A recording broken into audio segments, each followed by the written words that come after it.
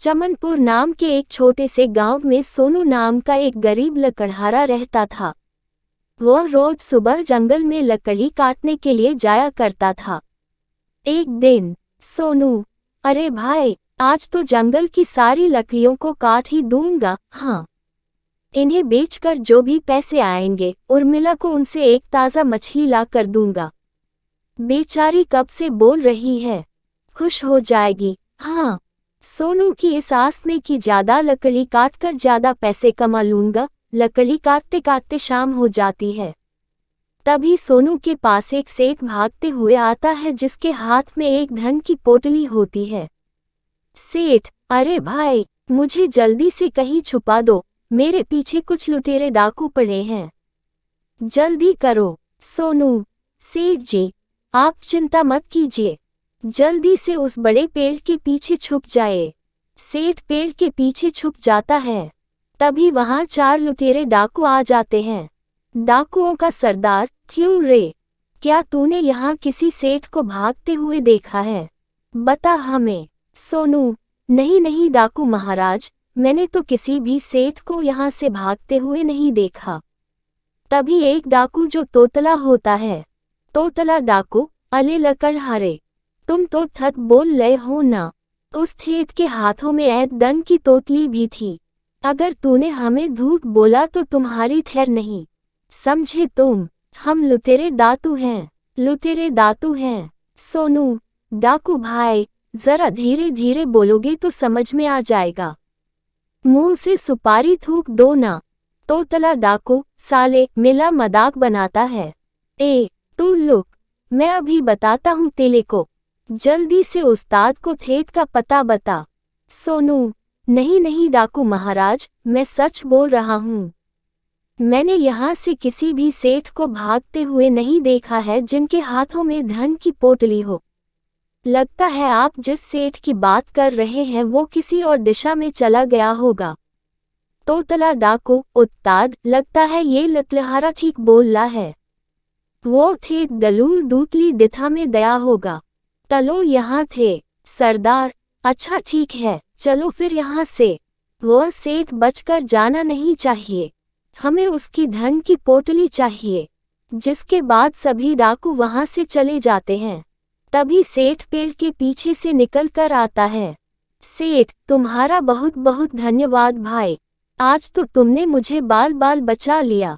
सोनू, लेकिन सेठ जी, आप उन लुटेरों से इस तरह भाग क्यों रहे थे और वह डाकू आपके ही पीछे क्यों पड़े हैं?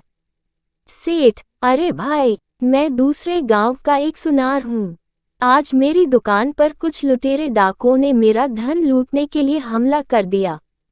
बड़ी मुश्किल से मैं अपनी जान बचाकर भागा और जितना भी धन मेरे पास था सब इस पोटली में बांध लिया और भागते भागते जंगल में आ गया। लुटेरे डाकू भी मेरा पीछा करते करते यहाँ तक आ गए। वो मुझसे मेरे धन की पोटली छीनना चाहते हैं। सोनू, सेठ जी, वो डाकू आपको ही क्यों ढूंढ रहे हैं? यहाँ आपका ज्यादा समय तक रुकना ठीक नहीं होगा, आप मेरे साथ मेरे घर चलिए। जिसके बाद वह सेठ सोनू के साथ उसके घर जाता है। तभी सोनू की पत्नी उर्मिला कहती है, उर्मिला जी, आ गए आप। मैंने आपसे कहा था ना, मुझे आज मच्छी ही खानी है। और यह क्या, आप किसे अपने साथ ले आए हैं जी? तभी सोनू अपनी पत्नी को सारी बात बताता है। तभी सोनू की पत्नी सेठ के हाथों में धन की पोटली देती है और उसके मन में सेठ के धन को लेकर लालच आ जाता है। उर्मिला, अरे वाह, इस सेठ की धन की पोटली में तो बहुत धन लगता है। अगर यह धन मेरे पास आ जाए तो कितना अच्छा होगा ना। आय हाय, मेरे तो मजे ही आ जाएंगे। उर्मिला, अरे सेठ जी, आप चिंता मत कीजिए, आप यहाँ हमारे घर में रुक सकते हैं। लेकिन यहाँ अगर लुटेरे डाकू आ गए तो आपके इस धन की पोटली को तो वो लूट कर ले जाएंगे। आप अपनी धन की पोटली को मुझे दे दीजिए, मैं इसे संभाल कर रख देती हूँ। ना जाने कब यहाँ डाकू आ जाएं। तभी सोनू अपनी पत्नी के मन के लालच को भांप लेता है। सोनू, नहीं नहीं सेठ जी, आप एक काम कीजिए, मेरे घर में ही एक गड्ढा खोदकर उसमें ही यह धन की पोटली छुपा दीजिए। वो डाकू कभी नहीं जान पाएंगे आपने अपने धन की पोटली कहाँ छुपाई है। हाँ सेठ, ठीक है भाई, अगर तुम कहते हो तो मैं अपनी इस धन की पोटली तुम्हारे घर की जमीन में गड्ढा खोदकर छुपा देता हूँ। पोटली छुपाने के बाद सोनू, सेठ जी अब आप आराम कीजिए। तभी सेठ की आंख लग जाती है और वह सो जाता है। सोनू जहां सेठ ने अपने धन की पोटली छुपाई थी वहां खड़ा होकर धन की रखवाली करता है। सोनू, अगर सेठ की धन की पोटली डाकू ले गए तो सेठ के धन के साथ साथ लकड़ी बेचकर साल भर की जमा पहुंची मेरी भी लूट ले जाएंगे। नहीं नहीं, मैं ऐसा नहीं होने दे सकता। इसके बाद सोनू एक पोटली में अपना धन वही जंगल में छुपा देता है जहां वह लकड़ियां काटा करता था। वही जमीन में गड्ढा खोदकर वह धन छुपा देता है और वापस अपने घर आ जाता है। थोड़ी देर बाद सोनू के घर पर चारों लुटेरे डाकू आ जाते हैं। डाकुओं का सरदार, अरे ओ लकड़हारे, तूने हमें धोखा दिया। वह सेठ तेरे ही घर आया था, अब बता वह कहाँ है। अब हम तुझे नहीं छोड़ेंगे। हाँ, लुटेरे डाकुओं का सरदार नाम है मेरा। अच्छे अच्छे की टाए टाए फिस कर देता हूँ और तू मुझसे ही होशियारी करने चला था। सोनू डाकू की यह बात सुनकर हैरान हो जाता है। अपने आसपास देखता है तो उसे कहीं भी सेठ नजर नहीं आता। सोनू मन में सेठ जी कहाँ चले गए, लगता है वो सेठ जी भाग गए। अब ये लुटेरे डाकू मुझे नहीं छोड़ेंगे। तोतला डाकू, थारदार, लगता है ये ऐथे नहीं बताएगा। थेत कहाँ है? गांव के लोगों ने थेत को इथ के थात ही देखा था। चलो थरकार, इथे उठाकर अपने थात लिए तलो। सोनू, नहीं नहीं डाकू महाराज, मुझे नहीं पता कि वो सेठ कहाँ है। उसकी धन की पोटली कहाँ है? मुझे नहीं पता सरकार। वह सेठ थोड़ी देर पहले यही तो था लेकिन अब मुझे नहीं पता वह कहाँ गया। डाकू महाराज, माफ कर दीजिए मुझे। तभी सोनू की पत्नी उर्मिला वहां आती है और डाकुओं के सरदार से कहती है, उर्मिला, नहीं नहीं, छोड़ दीजिए इन्हें, यह मेरे पति हैं, इन्होंने कुछ नहीं किया। मैं आपको बताती हूँ, आपको सेठ के धन की पोटली ही चाहिए ना? धन की पोटली यहाँ मेरे घर में जमीन के नीचे गड़ी दफन है। आप उसको खोद कर ले जाए लेकिन मेरे पति को छोड़ दीजिए। तोतला डाकू, अच्छा तो थेत ने धन की पोटली यहाँ छुपाई है। उस्ताद, मैं बोलता हूँ, जल्दी से जमीन खोद कर निकाल दीजिए धन की पोटली। सरदार, हाँ, तुम लोग क्या देख रहे हो, जल्दी से जमीन खोदो। तभी वो लुटेरे डाकू सोनू के घर में जमीन खोदना शुरू कर देता है लेकिन काफी देर तक उन्हें कोई भी धन की पोटली नहीं मिलती। सरदार, अरे यहाँ तो कुछ नहीं है, आखिर कहाँ गई धन की पोटली? तुम दोनों मेरे साथ मजाक कर रहे हो। तुम दोनों उस सेठ का धन अकेले ही हड़पना चाहते हो। हम लुटेरे डाकू हैं, हमारे साथ होशियारी करते हो।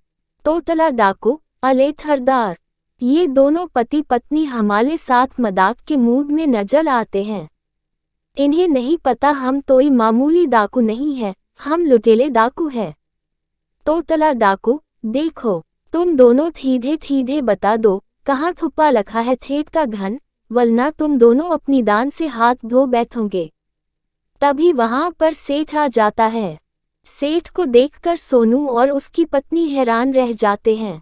तोतला डाकू, अच्छा हुआ थे दो तुम यहाँ आ गए, वरना हमारे उस्ताद तुम्हें कहीं ते भी ढूंढ निकालते।